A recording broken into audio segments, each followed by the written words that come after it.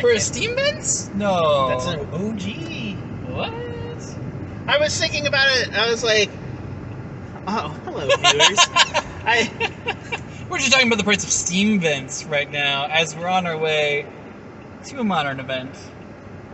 I am currently playing, is it Murktide tonight? Is it? And what are you going to be playing? Oh, you know I'm on Reanimator. Esper with the Orion.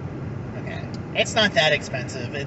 I think it was just like the first Guild Gate or yeah. Oh, sure. Anyways, that makes sense. We're talking about it because being the channel's premier Is It player. Yes. I don't know where my 4th Steam Vents is. Kyle doesn't have a 4th Steam Vents. I don't know. I don't know what happened to it. I'd search high and low. We were like, if there was any person who was going to have a full playset of Steam Vents, it's this guy. It would be Kyle. Yeah. I have no idea. Yeah, I don't have any idea where I went. So. It'll turn up. Right, as soon as you buy the second. Right? Yeah. Yeah. The last one I need. That's always how it goes. There are these there are those like sweet secret lair ones, but then it's like I'd have mismatched Steam Vents. Oh, that sounds awful. It is awful. I finally got my Solitudes. I have 4 Solitudes in paper, which is neat. So I'm gonna be super excited about that. Did we announce on the channel that I gave you the first 2? I don't think we did because we haven't talked about Paper Magic. Oh, yeah. And the fact that we're playing Paper Magic sometimes. This is why the channel has started to... You see less of us. Yeah. Especially less of me. Because I've kind of gone back into Paper Magic. And... MTGO is getting expensive. MTGO's pricey. And, like, every deck needs Ragavan. Seriously. And... Whatever deck you play. Yeah, that's true. Though I did see this one really fun deck. Oh, that Heliod company. Oh. Plus, a lot of my Magic focus has been locked up with Historic. I don't know if you saw, I put out a video where I was playing the Azorius Ramp deck in Historic. Yeah, check it out. It should be, there's probably a link popping up here somewhere. Go ahead and click that. Check out the league or whatever it's called on Arena. And yeah, maybe we'll do some more of that. Just me trying to rank up the ladder to make Mythic. I did hit Mythic today after trying to get there for like 18 days straight. Cranking. Well, they bump you back down after every reset, and I think every reset is a month. So I was at Mythic at the end of last month, and then I got bumped down to like Platinum. So you gotta work your way through Platinum and Diamond. I just recently re-downloaded Arena, which I had to side load onto my phone because it's not on the approved list of phones. So I had to do something real wonky, but it works just fine. The phone plays it just fine. I have the right specs for it. It's just Wizards is weird. And I started playing the life gain deck because it looked dumb, and it is, and it's so dumb. It's so fun though. I know we're pretty modern focused, but Historic's pretty fun. Yeah, I think it needs some rebalancing though, because Heliod's broken. If you have if you have an enabler for Heliod, it's game over, and you can't get rid of it. It's indestructible. Yep. It just. Yep. Oh my gosh. Yeah, I played the deck one time, and I'm like, oh, this is gonna get banned. Yeah. I know you bought into it with all your wild cards. All my wild cards gone. Yep. And I was like, oh, that was bad. That's why I was like, oh, there's a Reanimator deck that probably won't get me. I thought about doing the Reanimator deck, but I'm already playing the Reanimator deck in Modern, and I was like, I want something fresh, something new. That's why I'm trying out this Historic thing. So. The deck is fun. I'll enjoy playing it until it gets nerfed, and then I'll probably quit Arena again for another 2 years. But we're going to Friday Night Magic to get our codes. Oh yeah. What was I gonna say? Oh yeah, I sent you that screenshot. I was on the Selesnya life gain deck, and I was what were our life totals? It was ridiculous. It was hundreds. It was my opponent was at 500 life, and I was at 300 life. Yep. We had Voice of the Blessed, which we had 100 Voice of the Blessed. Just absolutely ridiculous. The scroll combo. So what is it? Scurry Oak? Yep. So you want to explain how that combo works? So you need a Scurry Oak. You need some form of life gain.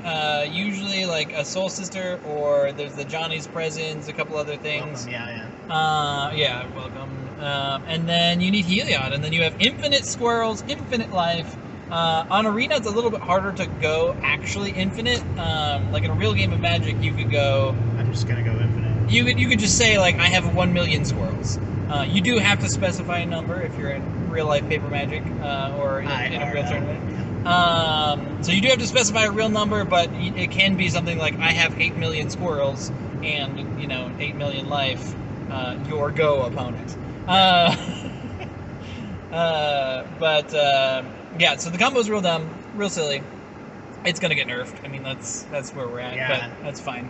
It was fun. I'm enjoying it. Yeah, basically what happens, you gain a life and a creature enters the battlefield. Right. So and then you put a +1. Okay. Yeah. You gain a life. Scurry Oak. Yeah, Scurry Oak is a 1/2 that costs 2 and a green, and when it gets a 1/1 counter, you can put a squirrel into play. Right. A 1/1 squirrel. So basically, what happens is a 1/1 squirrel will trigger the life gain, which will trigger Heliod, which will trigger putting a 1/1 counter on the squirrel. Rinse and repeat. Yep, forever. And you got to get it done before the timer runs out on Arena. And there's no like save targets on Arena, or if there is, I don't know how to do it. So like you Especially do have to do it manually. Yeah, especially on the mobile client. So like you have to just like click it manually. So one game, I think it was like one last game before bed. And I think it was like, what did I say? It was like 12 or something. I was like, I'm going to go to bed, play one quick game. Yep. I was in the mirror, and I swear to God, the game went on for like 45 minutes. Because neither of us wanted to concede, and we just kept making squirrel after squirrel. And yeah, it's on my Twitter account. I screenshotted a bunch of them. It's super funny. Maybe I'll include that in the video, because I should have that on my phone too. But yeah, so we're gonna go play some Modern at our local LGS, our ATM machine, yeah, we'll see how we do. Last time I went 3-0, which felt pretty good. You were on your rhinos last time. Yeah, 4-color rhinos. Been playing a lot of rhinos. Decided to switch it up this week, but yeah. I think I went 1 and 2, something like that. So you've gone 3-0 a couple times with your rhinos. I feel like at the shop. Yeah, I have gone 3-0. Yeah. We have smaller gatherings usually. Especially with COVID still being like a real thing. Luckily, the shop make sure that we wear masks, so they're trying to keep us as safe as possible. We're in each other's bubbles, so that's why we're not wearing masks now. We will be wearing masks as soon as we enter the shop. That's right. Get your booster. Packs. Get your booster, get your packs, get it all.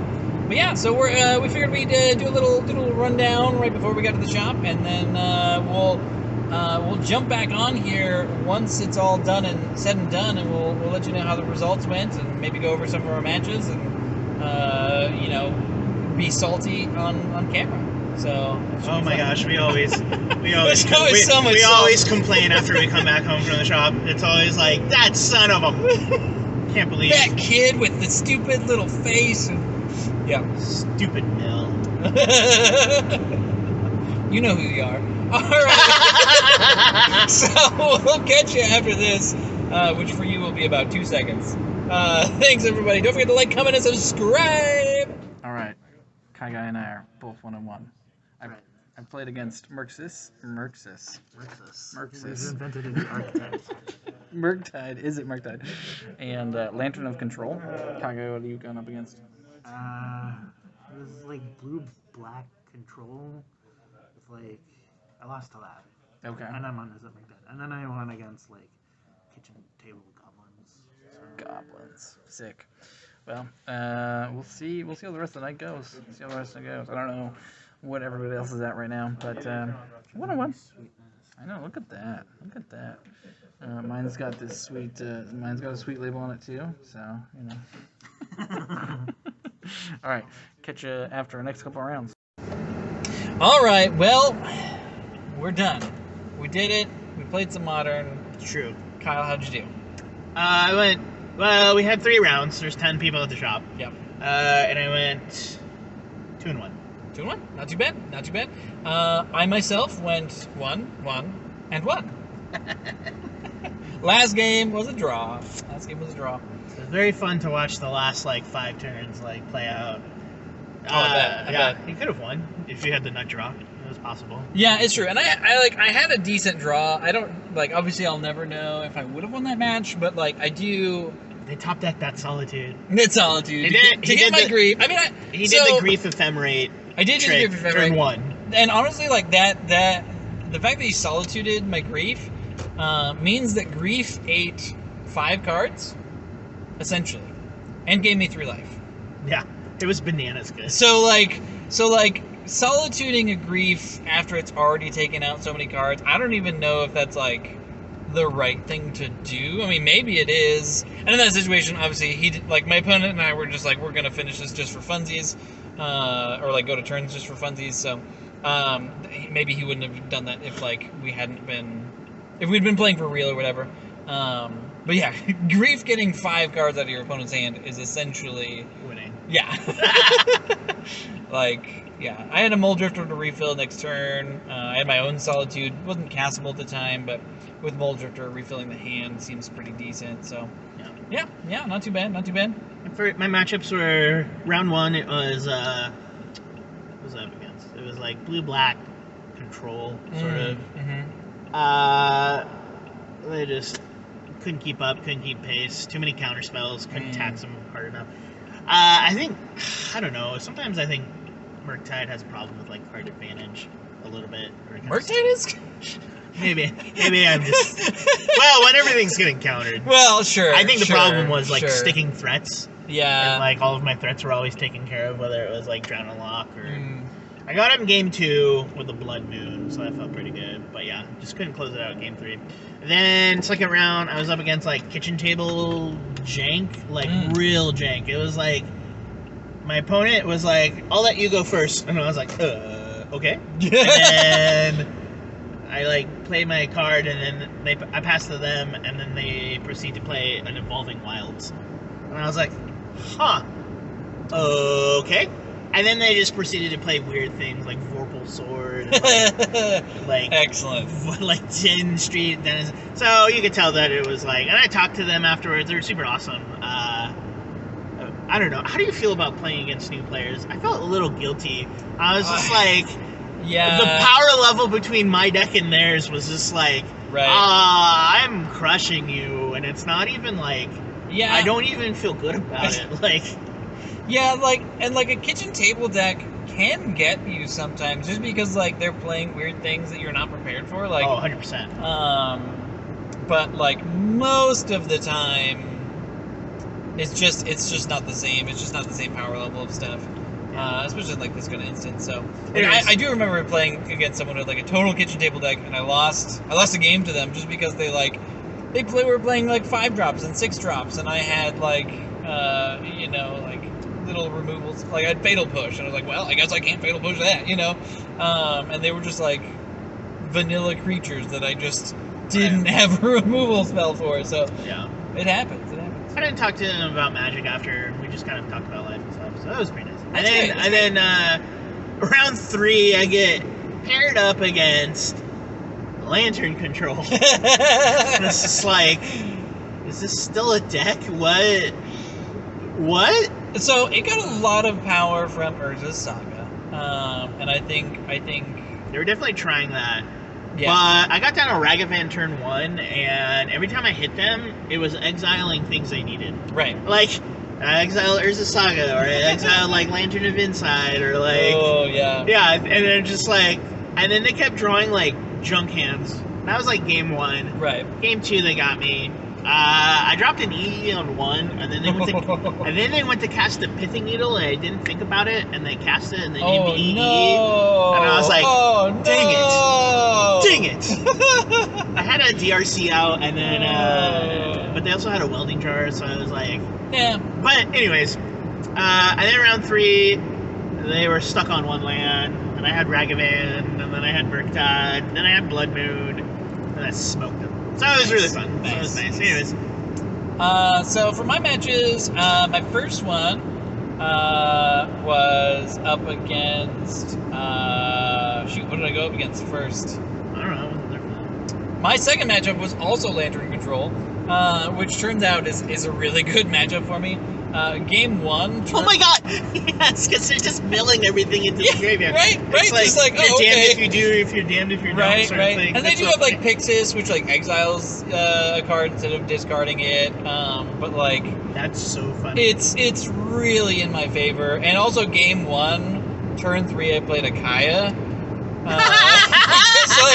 Just started taking down and exiling all of their pieces. Which Kaya? The 3-mana Kaya. Oh, yeah. So yeah, you take down. So it comes with 3 loyalty counters. -1, exile target non-land permanent that costs 1 or less. Right. Every one of their permanents costs 1 or less. So it was game over. Oh, and then my first matchup was also against Is It Murktide? Which I lost. It was not up against Kyle. It's another player who was playing Is It Murktide? I kind of played. Like, my opponent was really good. My opponent was doing what they were supposed to do.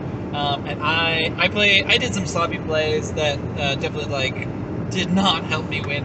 But my opponent was very friendly, very cool. I think the Is It Murktide match is a tougher one. Feels like it's pretty close. Yeah, and like one of the games we literally both were down to 1 life. So I did steal a game off of him, but yeah, it's a tough matchup. I don't know that either side is necessarily favored, but It's favored. But yeah, and then my last matchup was up against like a Stoneforge, Death and Taxes style kind of deck, just mono white. And game 2, I just like drew. That was nutty. I just drew like nothing good. You had that Sarah's Emissary in hand, and I was so confused why you didn't play it and just named creature. I didn't have the mana. It's oh really? It's the most expensive it's creature. 8. I counted and I was like, oh, there's 7 mana. No, I think it's actually 9. No, you're right. It's 7. It's I'll have to look. It's 7. It's 7 because it's 4 generic white. Okay. So I didn't have them. The other thing too is they have Path and Solitude. Yeah, I kind of figured that it was like, oh, maybe because then you played something else and then they they got rid of it. I think they had a Path, but you had an answer for it. But. Right. So up against them, you can name creature and it shuts down their Solitudes. But then if they have Path, then they can Path it, and then they can Solitude. So like it's not as good as it might at first seem. Like it's much better against like a Murktide deck or whatever. Because like my main concern was like they were voicing their concern about like why do your creatures have to be so big? Like because you had a Yorion out and you also had an Ashen Rider out.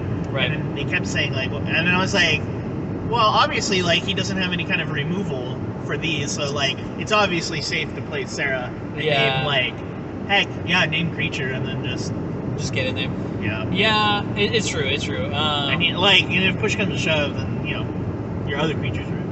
Yeah. But I don't know. You got there in the end. I did. I can't remember how you finished it. Oh, I overloaded Dam. Oh yeah, that's it. That was the other reason. I swung with everything. And then I swung with everything, and then I overloaded a Dam, and that was part of the reason I wasn't playing it too, is because I had the Dam in hand, and so I wanted to play Dam first, clear the board, and then put down the Angel, just start getting in there. Right. Makes sense. So they have less bodies, and so I also had a Teferi out, so I was so annoying. Yeah. I run into it on Arena sometimes, and it's like sometimes when they name the right thing, it's just like I hate this. Yeah, the Sarah. Yeah. But luckily, when you play like a control deck and there's like Planeswalker removal, Wraths, sorcery, it's like right. So. I definitely hard cast both an Archon and a Sarah tonight, which was fun. I love being able to just hard cast those. Muldrifter, All-Star, Solitude, also pretty much an All-Star. I got to like ephemerate Solitudes all night long, and it was great. But yeah, pretty sweet. I played a little sloppy tonight, so I wasn't happy about that, but whatever, it's how it goes. I mean, I played flawlessly. Naturally. I don't understand how I lost the first round. Apparently my opponent cheated somehow. Yeah, must have.